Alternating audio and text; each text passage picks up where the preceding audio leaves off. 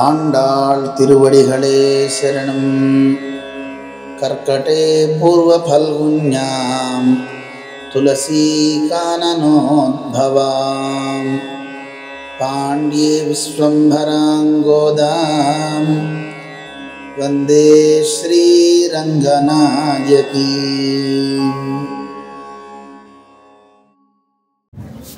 ஓம் அஸ்மத்குருभ्यो நமः. కాశ్యపాన్వయ సంజాతం నారాయణ పదాశ్రితం శ్రీమన్నారాయణం వందే యతీశ్వర శ్రియాజుషం.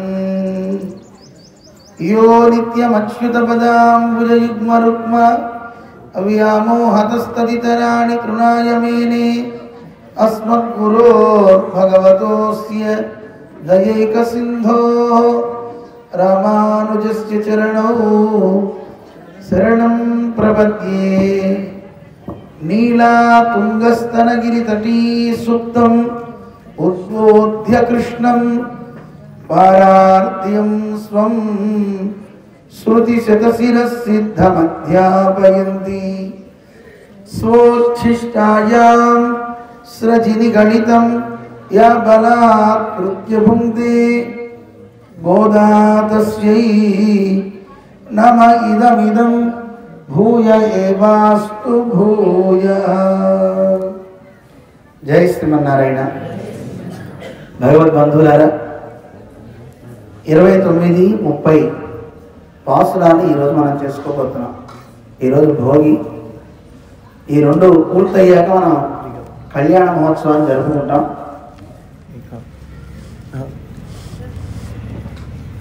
తిరుప్పావై ఎంత గొప్పదో నిజానికి ఫలశ్రుతి ఈరోజు అన్నమాట. తిరుప్పావై ఏం చెప్తుంది, దీనివల్ల మనకి వచ్చే ఫలం ఏమిటి అని చెప్పేది ఈ పాసురాలు. 29, 30 చాలా ప్రధానమైనటువంటి పాసురాలు. సంక్షిప్తంగా మనం తెలుసుకుందాం. ఆండాళ్ళ తల్లి కృష్ణుడి దగ్గరికి వెళ్ళాక మాకు పర అనే వాద్యాన్ని ఇవ్వు అని అడుగుతుంది అమ్మ. కృష్ణుడు అన్నాడు, ఏమర్రా మీరంతా ఇవి కావాలి ఇవి కావాలని అడుగుతున్నారు, అసలు ఏం కావాలి మీకు చెప్పండి, మీకు ఇవ్వాల్సినవన్నీ ఇచ్చేసాను కదా, ఇంకేం తీసుకుంటారు, ఇంకేం కావాలి మీకు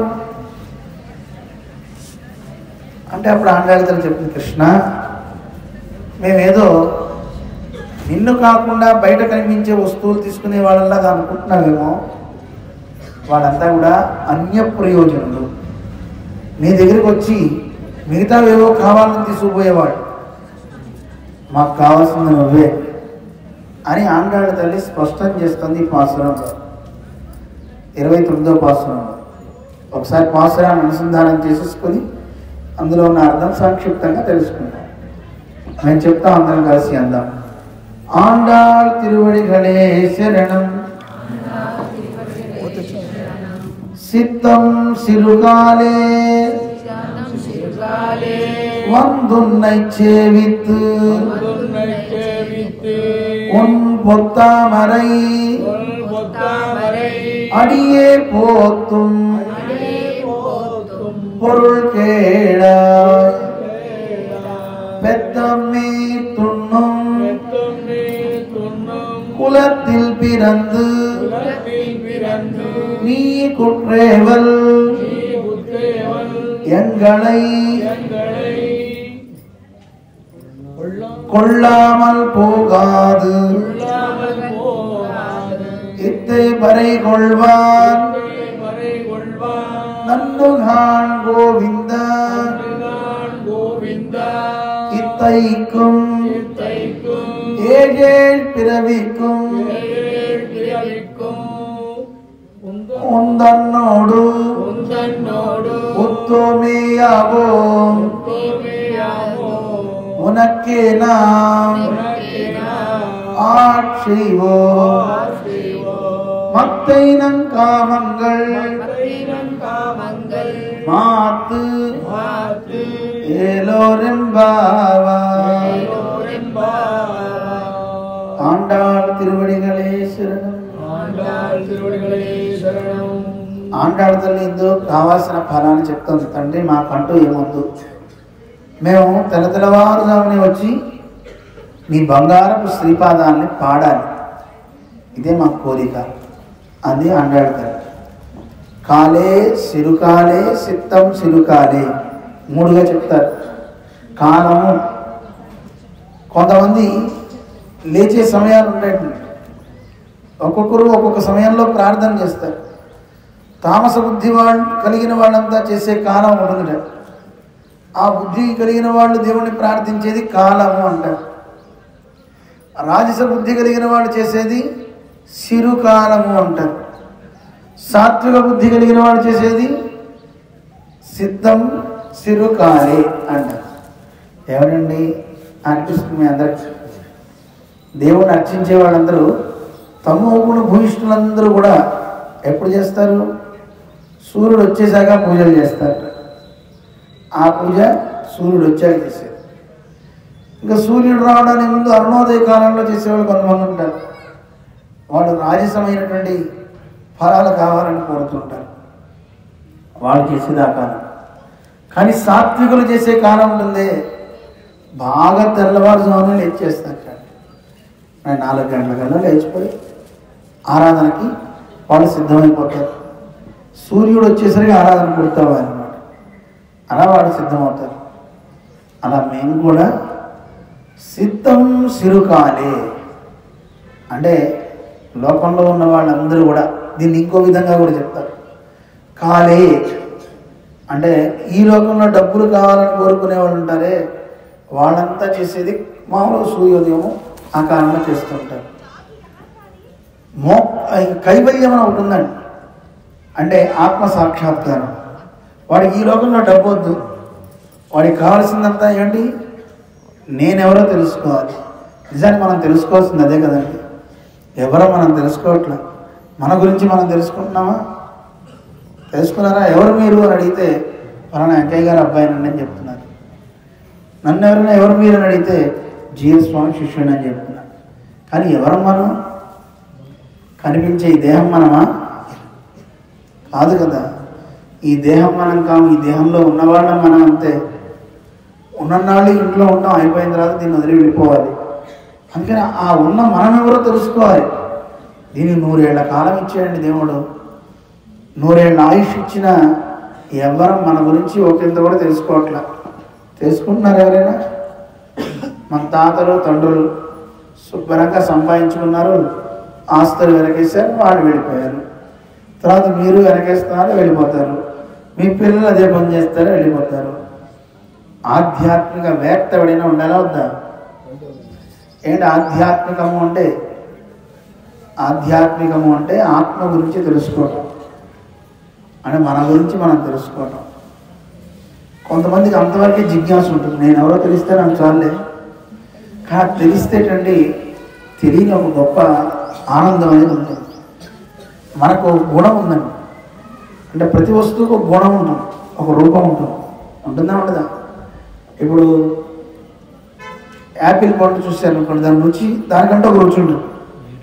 యాపిల్ పండు రుచి మామిడికాయకు ఉండదు, మామిడికాయ రుచి యాపిల్కి ఉండదు. ఉంటుందా? ఉండదు. వాటికి ఒక ఆకారం ఉంటుంది, ఒక రూపం ఉంటుంది, ఒక గుణం ఉంటుంది, ఒక టేస్ట్ కదా. మరి ఆత్మకు కూడా అంతే. మరి ఆత్మకు ఉండేది ఏమిటండి? రూపం. దాన్ని ఎలా మనం తెలుసుకోవాలి? దానికి ఆకారం ఉంటుందా? ఇప్పుడు మనం చూడండి, కాస్త ఎత్తుగా, లావుగా, సన్నగా ఏదో ఉంటున్నాం. ఇది మనం ఎలా ఉంటారు ఆయన అంటే, ఇదిగోండి ఇలాంటి ఆకుపుడుతూ ఉంటారండి అని చెప్పేస్తాం. మరి ఆత్మని చెప్పాలంటే ఎలా చెప్పగలుగుతాం? ఆత్మని చెప్పడానికి మనకి వేదం చెప్పింది, ఈ ఆత్మకు ఉన్నవి 2 గుణాలండి. అది జ్ఞానము, ఆనందము. ఏమిటది? జ్ఞానము, ఆనందము. అలాగే శేషత్వము, పారతంత్ర్యము. ఏమంటారు? శేషత్వము, పారతంత్ర్యము. మీ సైన్స్ సోషల్ ఎలాగో ఆధ్యాత్మికంలో కూడా పెద్ద సబ్జెక్ట్. అది ప్రపంచం గురించి చెప్తుంది, మన గురించి చెప్తుంది, దేవుడి గురించి చెప్తుంది. దాని లోతు మనం వెళ్ళే కొద్దీ వెళ్తూ ఉండడమే తప్ప ఎక్కడితో అయిపోయిందని చెప్పడానికి లేదు. మన చదువులు కూడా చూడండి, అమ్మా సైన్స్ ఏం చదువుతున్నావు అమ్మా? బిజినెస్ మేనేజ్మెంట్ అండి. అయిపోయిందా చదువు? అయిపోయిందండి. అయిపోతుందా చదువు? ఎప్పుడున్నా చదువుకు అంతమే లేదండి. మనకు ఓపిక లేక మనం ఆపేస్తున్నాం, కానీ చదువుకు అంతం ఉంటుందా? ఎన్ని డిగ్రీస్ చేయొచ్చండి? ఒకదాని తర్వాత ఒకటి, ఒకదాని తర్వాత ఒకటి, ఒకదాని తర్వాత ఒకటి. ఒకదాన్ని కూలంకషంగా దాన్ని చూడడం అనేది మన తరం కాదు. మీ కాలేజీలో ప్రొఫెసరే కదా, మరి ఏ సబ్జెక్ట్ మీరు ప్రొఫెసర్? ఫిజిక్స్. మీరు చదువుకున్నది అయిపోయిందా? అంతకంటే ఇంకా ఉందా? చాలా ఉంటుంది, చాలా ఉంటుంది. పోనీ దాంట్లో ఆమూలాగ్రం తెలిసిన వ్యక్తి ఎవరైనా ఉన్నారా? మొత్తం అంతా తెలిసిన వ్యక్తి ఎవరు ఉండరు, ఎవరికి ఉండదు. దేని గురించి నన్నైనా అడగండి. నా ఆధ్యాత్మిక శాస్త్రంలో అన్నీ మీకు తెలుసా స్వామి అని అడగండి. అన్నీ నాకు తెలియవు. నా గురువు నాకెంత చెప్పారో అంతే తెలుస్తుంది. ఇది ఒక మహాసముద్రం. మహాసముద్రంలో మనం ఎంతండి? ఒక చిన్న కాకిరెట్ట లాంటి వాళ్ళం. ఎక్కడ వెళ్ళగలం, ఎక్కడ ఈదగలం, ఎంత మనం అవపోసన పట్టగలం, ఎంత మనం చవి చూడగలం. పెద్ద సముద్రమే అంతైతే ఇలాంటి సముద్రాన్ని కలిగిన వాడు పరమాత్మ. ఎన్ని లోకాలను సృష్టించాడు, ఎంత గొప్పవాడు ఆయన. ఆయన్ని మనం మన చిన్న బుర్రతో తెలుసుకోగలమా? మరి చెప్పేస్తున్నాం కదా, నేను దీన్ని కనిపెట్టానండి, దాన్ని కనిపెట్టానండి. ఎవరి తరం కాదండి. విచిత్రం ఏంటో తెలుసు, పెద్ద పెద్ద సైంటిస్టులు కూడా ఆత్మని చూడాలి, ఆత్మని పట్టుకోవాలని ప్రయత్నాలు చేసి ఇప్పటికీ విఫలం అవుతూనే ఉన్నారు. ఎవరి తరం కావట్లేదు. సోల్ ఎంత ఉంటుంది తెలియదు. మనకి వేదం చెప్తుంది ఏషో అణుహు అని చెప్పింది. అణువు అంతా ఉంటుంది అని చెప్పారు. మన సైన్స్ వాళ్ళు అన్నారు, మేము చెప్తున్నాం కదా అణువులు పరమాణువులు. అయితే పరమాణువు కంటే ఆత్మే పెద్దది అనమాట. మరి అణువు నీకు కనబడుతుంది కదా, అణువుని చూడగలమా చూడలేమా? సైన్స్లో చూడొచ్చు. పరమాణువుని చూస్తారు సైన్స్ వాళ్ళు. కానీ జీవుణ్ణి చూడగలరా? చెప్పండి. జీవుణ్ణి, సోల్ని చూడడం ఏ యంత్రంతో కూడా వీలు పట్టాల. అంటే మన సైన్స్లో చెప్పే అణువు పరమాణువు కంటే అతి సూక్ష్మమైనటువంటిది. ఏకకణ జీవి అంటుంటారు, విన్నారా మీరు? అమీబా, ఏకకణ జీవి, ఒకే కణం అదని. అలాంటి జీవిని కూడా చూడగలుగుతున్నారు, ఒక కణం. మరి దాన్ని చూడగలుగుతున్నారంటే మరి దాని లోపల కూడా ఆత్మ ఉంటుందండి, ఆ కణంలో కూడా. దానికంటే అతి సూక్ష్మమైనటువంటి పిపీలు కాదు, చిన్నటువంటి అప్పుడే పుట్టి అప్పుడే పోయే ఉంటాయండి లోకంలో. మన కంటికి కూడా కనపడదు. మీరు సూర్యరశ్మి చూడండి, మీరు ఉదయం కూడా పడేటప్పుడు ఒక కిటికీ లోపల నుంచి మనం కనుక చూస్తే ఎన్ని ధూళి కణాలు ఉంటాయో మనకు కనపడుతుంది. కనపడతాయా? విడిగా మనం ఇప్పుడు చూస్తే మనకేం తెలియదు. మనం ఒకసారి ఆవరించామంటే కొన్ని కోటాను కోట్ల జీవరాశులు లోపలికి వెళ్ళిపోతాయి. ఘటోత్కచులు విజయం మింగినట్టు మింగేస్తూ ఉంటాం, కుంభకర్ణుడు మింగినట్టు మింగేస్తుంటాం. ఇలా ఎంత జీవరాశి ఉందో మనకి తెలియదు. ఈ ఆత్మ ఎంత ఉంటుందో కూడా మనకి వేదం వివరించింది. ఎంత ఉంటుంది ఆత్మ చెప్పమంటారా మీకు? మీ తల వెంట్రుక తీసుకోండి, ఇప్పుడు పెక్కండి. ఆ తల వెంట్రుక కొన భాగాన్ని 100 ముక్కలు చేయాలి. ముందు అసలు కొన భాగాన్ని 100 ముక్కలు చేయగలరా? మనం అలా కాదు, చేసే ఇన్స్ట్రుమెంట్ కూడా లేదు. సరే చేస్తే చేసి తిరిగోండి. దాంట్లో మళ్ళీ ఒక భాగాన్ని తీసుకుని 100 పీసెస్ చేయాలి. అంత ఒక భాగం ఉంటుంది. ఇప్పుడు చెప్పండి, మనం చెప్పే అణువు కంటే సూక్ష్మాతి సూక్ష్మమా కాదా? మన వల్ల కాదు. అసలు దాన్ని భేదించడానికే వీలు కాదు. వాలాగ్ర శతభాగస్య శతధా కల్పితస్య చ జీవో భాగస్స విజ్ఞేయ అని మన శాస్త్రం చెప్తుంది. మన వెంట్రుక కొన భాగాన్ని 100 ముక్కలు చేసి అందులో ఒక భాగాన్ని తీసుకుని మళ్ళీ 100 ముక్కలు చేస్తే ఒక భాగం అంత ఉంటుంది ఆత్మ. అంత చిన్నది ఇంత దేహాన్ని నడుపుతుంది. అనిపిస్తుందా అనిపించట్లేదా? మనకి పెద్ద ఆశ్చర్యమే అనిపించదు. పెద్ద సెల్ ఫోన్లో చిన్న బ్యాటరీ లేదా ఇంత సిమ్ము అమెరికాలు, ఆస్ట్రేలియాలు, లండన్లు మాట్లాడింపజేస్తుందా లేదా అండి? కానీ దానికి చైతన్యం లేదు. దానికి కూడా కొంచెం బ్యాటరీని ఏదో పెట్టాలి, కరెంటు. దీనికి కూడా ఏం పెట్టాలి? పంచభూతాలు పోయిస్తూ ఉండాలి. కాస్త మట్టి వేయాలి, కాస్త నీళ్ళు వేయాలి. రోజు ఈ దేహానికి మట్టి వేస్తున్నారా? మిమ్మల్ని ఎంతమంది మట్టి వేస్తున్నారు? మనం తినేది మట్టేనండి, అన్నం కాదు. ఇడ్లీలు తింటున్నాను, దోశలు తింటున్నాను అని పేర్లు పెట్టుకుంటున్నాం, కానీ అవన్నీ మట్టే. మట్టి వికారమైనా కాదు అదంతా. కావాలంటే కొన్ని రోజులు దాన్ని పక్కన పడేస్తే అదంతా ఎండిపోయి మళ్ళీ దాన్ని అదంతా ఎలా ఫామ్ అవుతుంది? మళ్ళీ మట్టిగానే పరిణమిస్తుంది. ఈ లోకంలో ఏ వస్తువు అయినా తీసుకో, అన్నీ మట్టిగానే పరిణమిస్తుంది. దాంట్లో ఉండే వాటర్ కంటెంట్ అది అబ్జర్వ్ అయిపోతుంది. అన్నీ ఉంటాయి. పంచభూతాల్లో ఉన్న 5 దీంట్లో ఉంటాయి, ప్రతి వస్తువులో ఉంటాయి.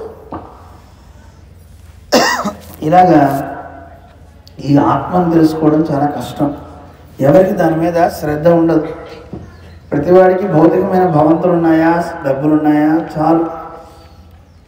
ఎందుకు ఇలాంటి దాంట్లో పడుతున్నారంటే మాయ, భగవంతుని మాయ. ఆ మాయలో పడిపోయి అందరూ దాంట్లో కొట్టుకుపోతుంటాం. అందరూ తెలుసుకోవాలనే ప్రయత్నం చేయరు. ఎవడో ఒకడికి కలుగుతుంది. నిజానికి ఇంత ప్రపంచంలో 100 మందికి కలుగుతుందండి ఆత్మను చూడాలి. కానీ చూడాలనే ప్రయత్నం చేద్దామంటే పక్కవాడు మనం వెక్కిరించగానే మనం మానేస్తాం. సగం మంది ఆగిపోతారు. సగం మంది ఏం కాదు, నేను ప్రయత్నం చేసి కష్టమై నా వల్ల కాదని వెనక్కి వచ్చేస్తాను. ఎవడో ఒక్కడు మాత్రం ప్రయత్నిస్తాడు, సిద్ధి పొందుతాడు. కశ్చిత్ యతతి సిద్ధయే, భగవద్గీతలో కృష్ణుడు చెప్పాడు కదా. ఎవడో ఒకడు చేస్తాడు సాధన, తప్పకుండా వాడు సిద్ధిని పొందుతాడు.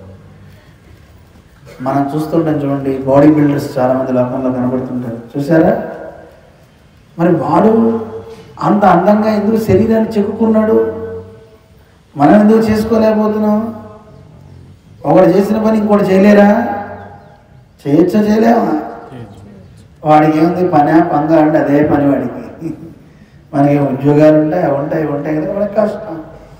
కానీ రోజుకో 2 గంటలు కష్టపడితే వస్తుందా రాదా? ఇల్లు బాగా డిజైన్స్ చేసి కట్టుకుంటున్నాం కదా, మనం ఉండే ఇల్లు అక్కడ చేసుకుంటున్నాం.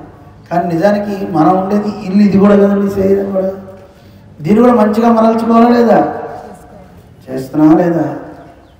చేసేవాళ్ళు కొంతమంది, కానీ చేద్దామని నాకు తెలిసిన వాళ్ళు 3 మంది సెంటర్కి డబ్బులు కట్టి వెళ్లకుండా ఉండేవాడు తప్ప 2 రోజులు ఉండి అవన్నీ మోసాక నా వల్ల కాదు మరో ఎవరు చేస్తారులే అని మానేస్తారు తప్ప చేస్తారా? చెప్పండి. కష్టమైనా చేసేవి కొన్ని ఉన్నాయండి. ఏమేంటి? సినిమాలు చూడడం, టీవీలు చూడడం, పాటలు వినడం, తర్వాత చేతులు కాళ్ళలో వండుకుని మరీ తింటాం, ఇండైజేషన్ అయినా సరే ట్యాబ్లెట్ వేసుకుని మరీ మళ్ళీ తింటాం. ఇలాంటివి కష్టమైనా సరే.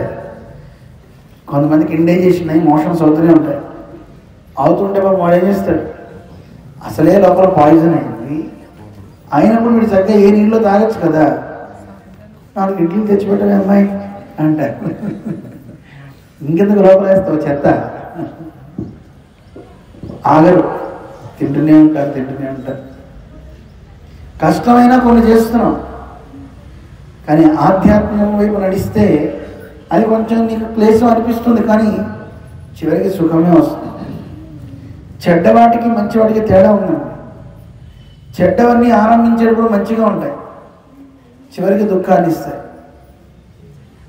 మంచివన్నీ ఆరంభించేటప్పుడు కష్టంగా ఉంటాయి, కానీ చివరికి సుఖాన్ని ఇస్తాయి. ఇది కృష్ణుడు చెప్పాడు మనకి. పాల సముద్రాన్ని చిరికినప్పుడు మొట్టమొదటి ఏమొచ్చిందండి? మీ తెలీదా? మా ఊళ్ళో చిరకలేదండి అంటారా? పాల సముద్రాన్ని మదించారు కదా దేవతలు, దానవులు. మదిస్తే మొట్టమొదటి పుట్టింది పాయిజన్, విషం వచ్చింది, హాలాహాలం. అది వచ్చిందండి. అంటే మంచి పనికి ఎప్పుడు కూడాను ముందు ఆటంకమే వస్తుంది. మంచి పనికి అందరూ మొదట రారు, చివరిలో బాగా వస్తారు. చెడ్డ పనికి ముందు అందరూ వస్తారు, చివరికి అందరూ మానేస్తారు. చెడ్డ పనికి ముందు అందరూ కూడతారు. చెడ్డ పని చేసేప్పుడు ముందు అందంగా అనిపిస్తుంది, హాయిగా అనిపిస్తుంది, కానీ చివరి తెలుస్తుంది. చూడండి, దొంగతనం చేసేటప్పుడు ఏమనిపిస్తుంది? అమ్మయ్య జాగ్రత్తగా కొట్టేసే, నెక్లెస్ నా దగ్గర ఉంది అనుకుంటాడు. కానీ తర్వాత పోలీసులు పట్టుకుని వాయించిన తర్వాత ఎందుకు చేశాను రా బాబు ఈ దొంగతనం అనిపిస్తుందా? అనిపిస్తుంది. అందువల్ల చెడ్డ పనికి మంచి పనికి ఇలా ఆంతర్యం చెప్తూ ఉంటారు. అందువల్ల నువ్వు మనస్సుని నియమనం చేసుకుని అంతర్దృష్టితో లోపలికి వెళ్ళినట్లయితే నీకు లోపల భగవంతుడు గోచరిస్తాడు. అందువల్ల మొట్టమొదట కాలమేమో డబ్బు కావాలని పూజలు చేసేవాడు.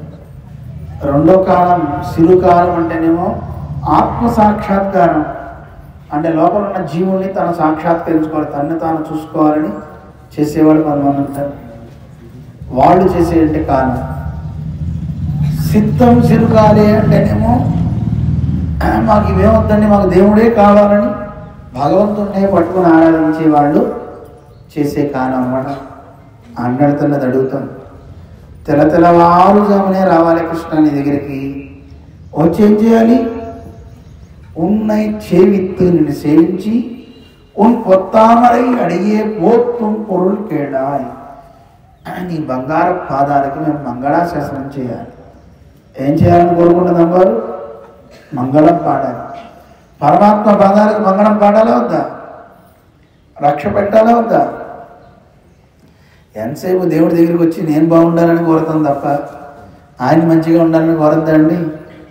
ఆండాడుతాను మనకి చెప్తుంది, మరే ఇలా అడగండిరా, మీకు ఇదిగో చేత కాకపోతేనా, ఇందులోనే అన్నీ ఉంటాయిరా, మీకు కావాల్సినవన్నీ వచ్చేస్తాయి. ఏం చేయాలి? ఒక్కటి అడగండి. మాకేమవుతా?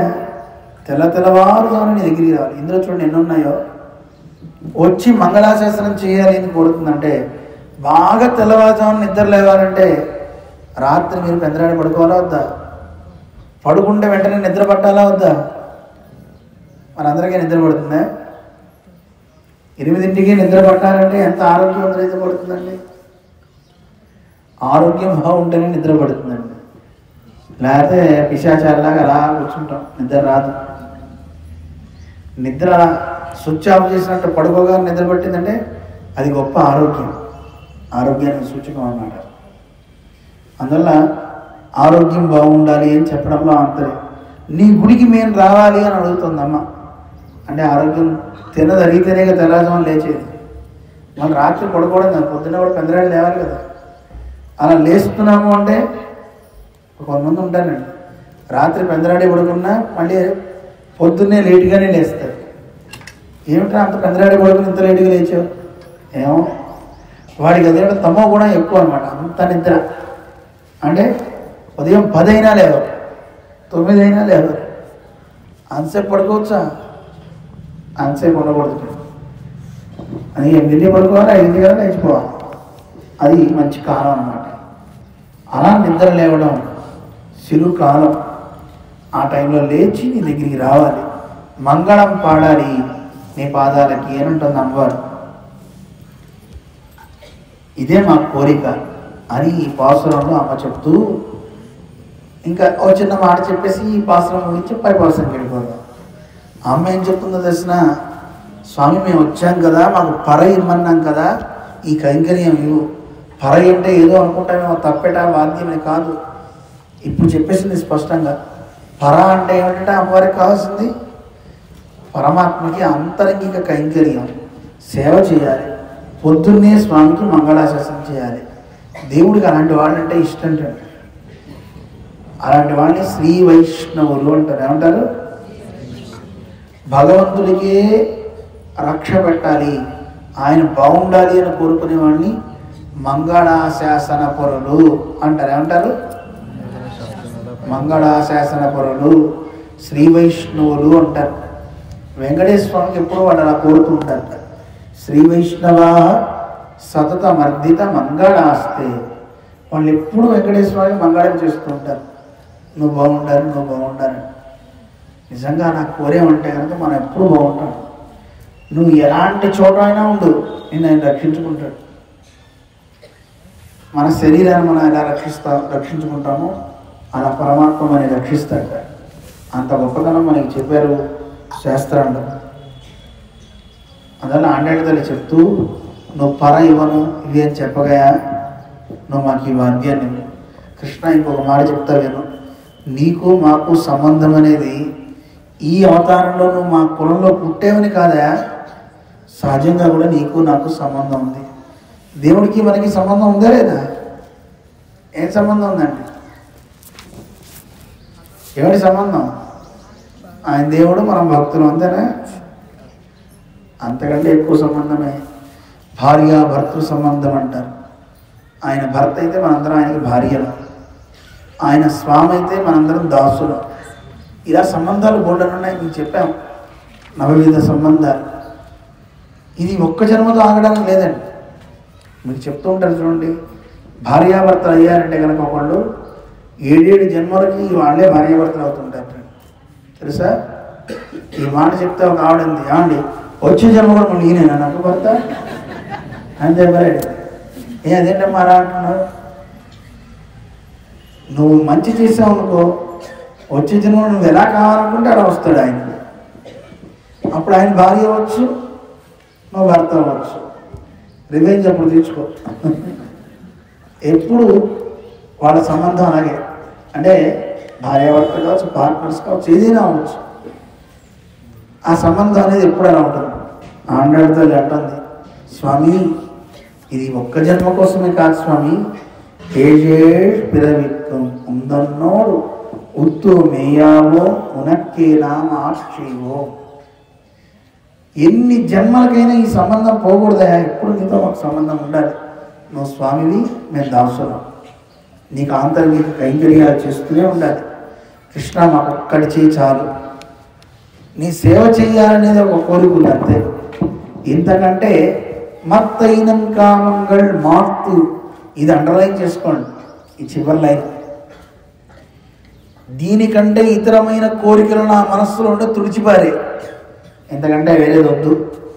ఏం కోరుకుంది ఆండాళ్ళ తల్లి?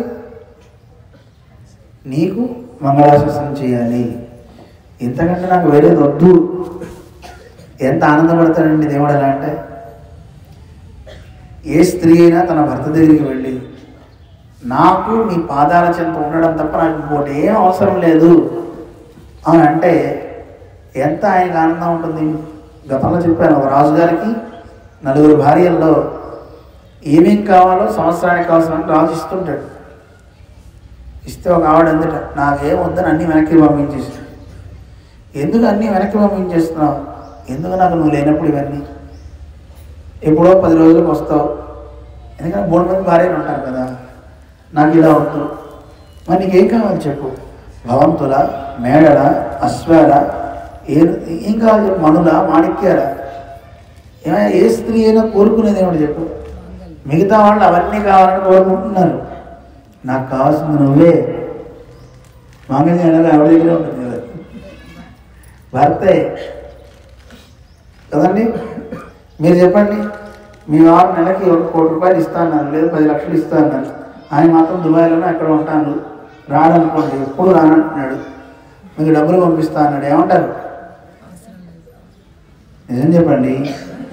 మనసులో అనుకుంటారు, ముందు పంపించమని చూద్దాం, 10 లక్షల కోట పంపించమని ముందు చూద్దాం అనిపిస్తుంది కదా. డబ్బులు పంపించమని అమ్మాయ. ఒక ఆవిడ ఏమో చేస్తాడు అంటే, మీ ఆయన డబ్బులు పంపిస్తాట రాటే, ఆయన వచ్చింది నేనే వెళ్తాను ఆయన దగ్గరికి. అలా కూడా చెప్పచ్చు కదా, డబ్బులు పంపిస్తే మనం వెళ్తాం అక్కడికి ఆయన దగ్గరికి. ఏ స్త్రీ తన భర్త పంపించే ఐశ్వర్యం మీద దృష్టి పెట్టదు. తనకు కావాల్సిన భర్తే, భర్త యొక్క క్షేమం, భర్త వార్లభ్యం, పిల్లల యొక్క సంతోషమే కోరుకుంటుంది స్త్రీ. అందుకే స్త్రీ చాలా గొప్పవాడు, తన గురించి తప్ప మిగతా అందరి గురించి ఆలోచిస్తుంది. అలాంటి స్త్రీత్వ లక్షణాలు కలిగిన ఉత్తమ స్త్రీ మన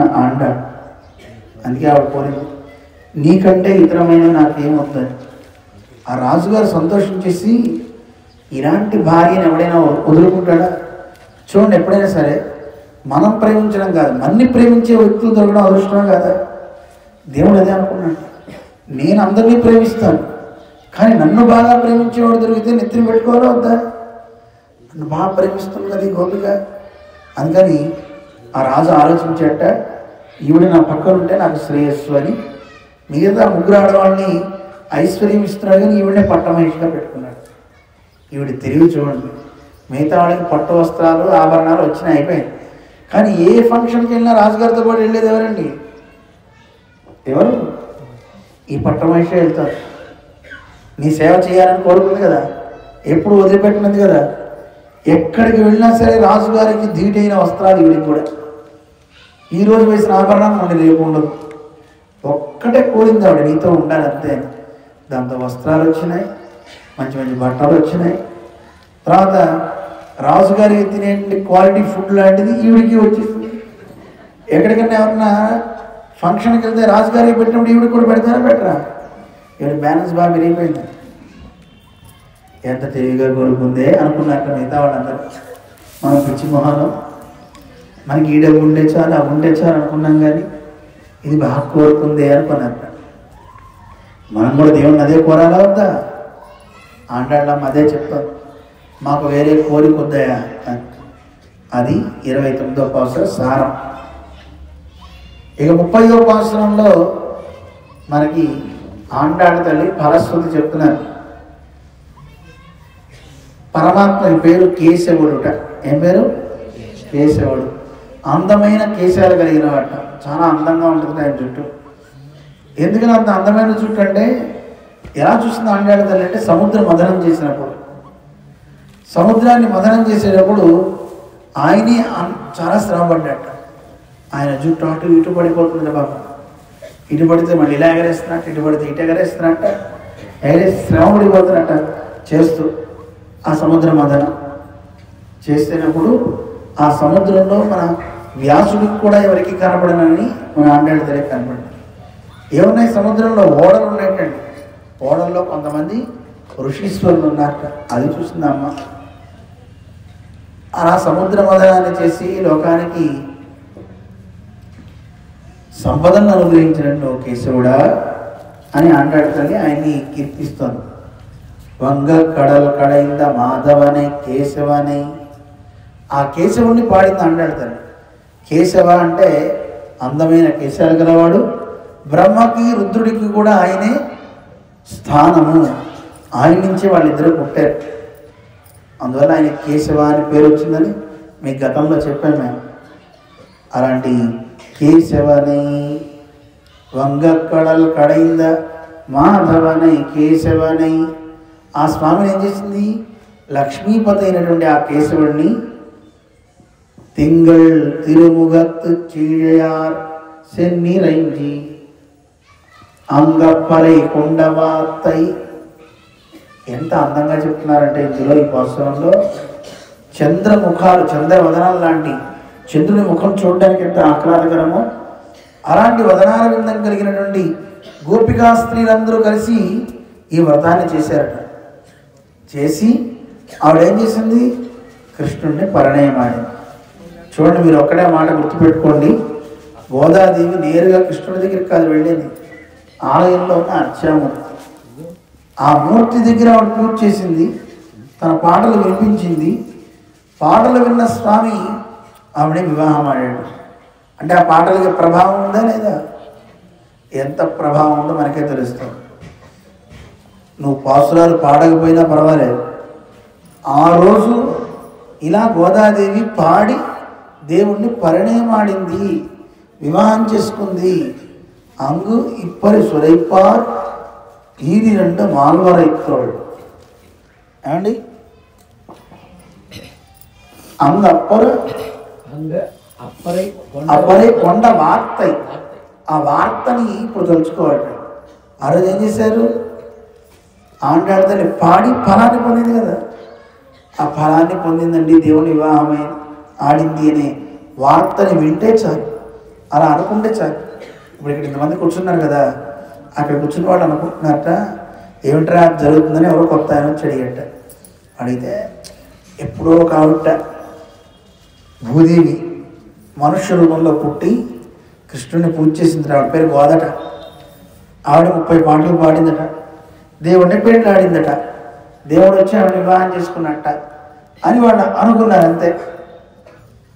అలా అనుకుంటే ఏమవుతుంది? ఇంగు ఇప్పుడే సులీపార్ ఇరుగండు మాల్వరైతోళ్ సెంగన్ తిరుముహత్త చెల్వ తిరుమాలార్ అంటే ఆ పరమాత్మ ఏం చేస్తాడట?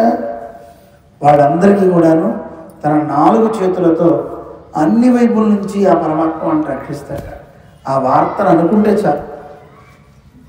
30 పాసురాలు రోజు చదివితే ఇంకెంత బలం అవుతుంది. ఈ మాట అనుకుంటేనే అంత బలం వస్తే ఈ పాసురాలు కనుక పాడితే ఇంట్లో ఆ ఇంటికి ఏ కొదవ ఉండదు, చాలా మంచి జరుగుతుంది అంటారు. అలాంటి గొప్ప పాసురాలు చదువుకుందామా? చక్కగా నేర్చుకుందామా? నెక్స్ట్ ఇయర్ కదా చాంగ్లే సీకా అందరూ కూడా చక్కగా చేయాలి.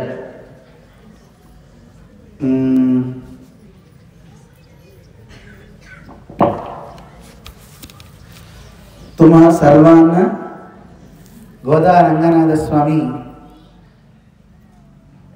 శక్తి బుద్ధి ధ్యావే ఒక లైన్ కంఠస్థం చేసుకున్నాం. బాగానే గుర్తుంది. మా మాధవ్ గారికి బహుశా ఇంకా రాదనుకున్నా మరాఠీ.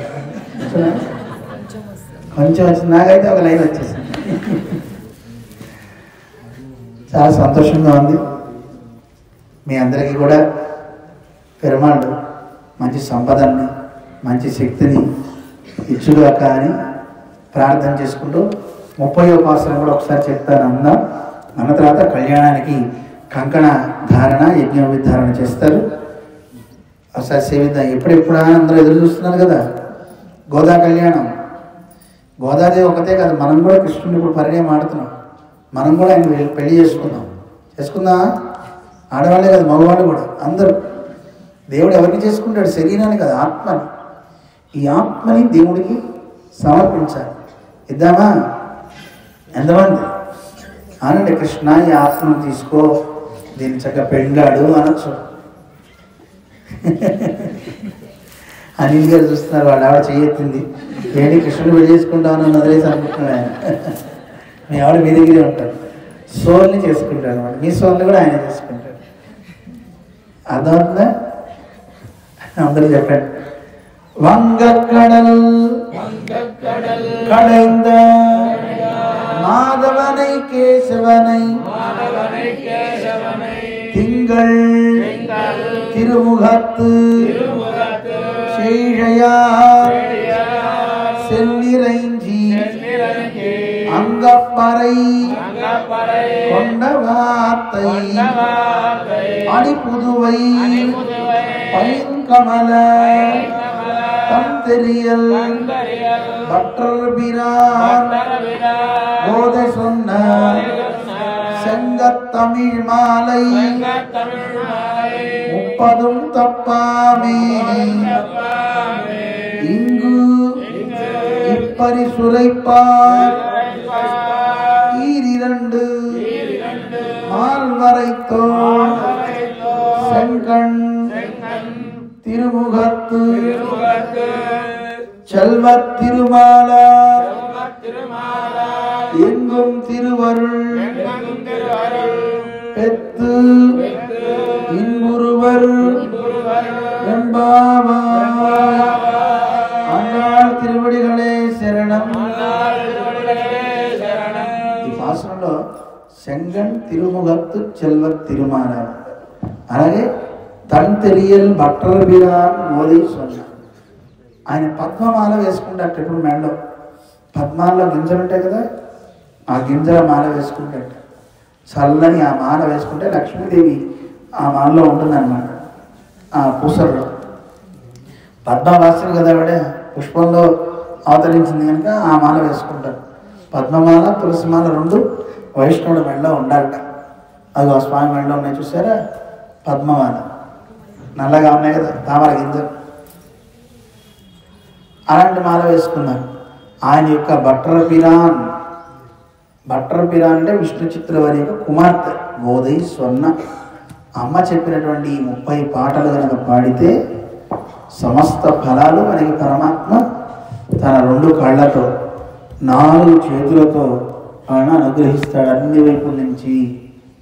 అయితే ఆ ఆండాళ్ళతో చెప్పిన పాసురాలన్నీ తమిళ భాషలో, తమిళం అండి మాకు నోరు తిరగదండి అనకండి, చక్కగా పాడచ్చు. పాడకూడదు. మొదట్లో మన వాళ్ళు అన్న తర్వాత ఆ సందేహం నివృత్తి అయిపోయింది వాళ్ళకి. హనుమాన్ చాలీసా ఏ భాష అని అడిగారు. ఏ భాష అండి హనుమాన్ చాలీసా? భోజ్. మరి భోజ్పూరి మనకి వచ్చా అని చేస్తున్నావా లేదా? ఏమంటే ఎక్కడో చైనీస్ వాడు తయారు చేసిన ఫుడ్ తినేస్తున్నారా లేదా? చైనీ ఫుడ్ తిన్నప్పుడు మన ఋషులు తయారు చేసినవి మన పెద్దలు అందించిన స్తోత్రాలు చదవచ్చా చదవకూడదా? ఎవరిదో మాకెందుకండి అంటలేదు కదా. చేద్దాం, అందరం చేద్దాం, చేసి మంచి సత్ఫలితాలు పొందుదాం. అందరికి కూడా అనేక ఆండాళ్ళ తల్లి యొక్క అనుగ్రహాన్ని అందిస్తూ జై శ్రీమన్నారాయణ. స్వోచ్ఛిష్టమాలికా బంధ గంధబంధుర విష్ణవే విష్ణుతనోజాయై గోదాయై నిత్యమంగళం విశిష్టాద్వైత సిద్ధాంత ప్రచారైక విహారణే శ్రీమన్నారాయణాచార్యేతిరాజాయ మంగళం. మంగళాశాసనపరైర్మదాచార్య పురోగమై సర్వైశ్చ పూర్వైరాచార్యై సత్కృతాయాస్తు మంగళం. ఓం అస్మద్గురుభ్యో నమః. జై శ్రీమన్నారాయణ. ஆண்டாள் திருவடிகளே சரணம். கர்க்கடே பூர்வ பல்குஞாம் துளசி கானனோத்பவாம் பாண்ட்யே விஸ்வம்பராங்கோதாம் வந்தே ஸ்ரீரங்கநாயகீம்.